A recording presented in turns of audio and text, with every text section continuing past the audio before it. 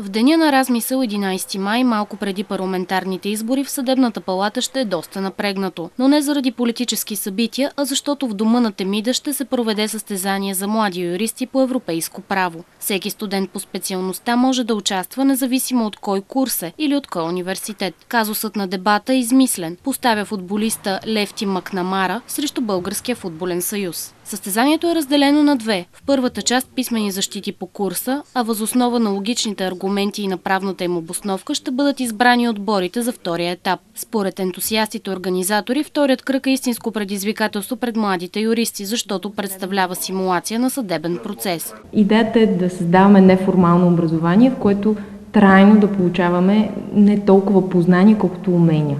Васила участва в подобен формат състезание на европейско ниво. Споделя, че именно евротурнирът е вдъхновило него и съотборниците му да инициират подобен проект и у нас, който да бъде достъпен за повече студенти. Аз смятам, че това е един прекрасен пример за така реченото неформално образование, в което аз много силно вярвам и което смятам, че трябва да бъде по-силно застъпено в университета. Инициативата развива умения отвъд правото, работа в екип, спрямо определен график и под стрес. Там започнахме да правим нещата, не само да ги четем.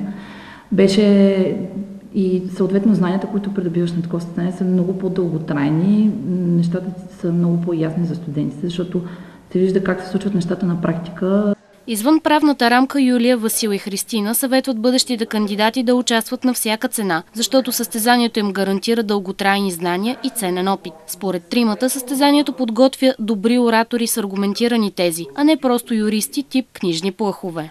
Аз бих казала и бих посъветвала, вече от качеството си на треньор, всички участници да не се страхуват от провала, тъй като провала е най-големият учител. Така че смело напред към новите провали. Въпреки че казусът е футболен, няма печеливши и победени. Жури обаче ще посочи по-добре представителите се. За тях наградата е безплатен едноседмичен стаж в Европейски съд. Обучението ще бъде към кабинета на българския съдия Александър Арабаджиев в Люксембург.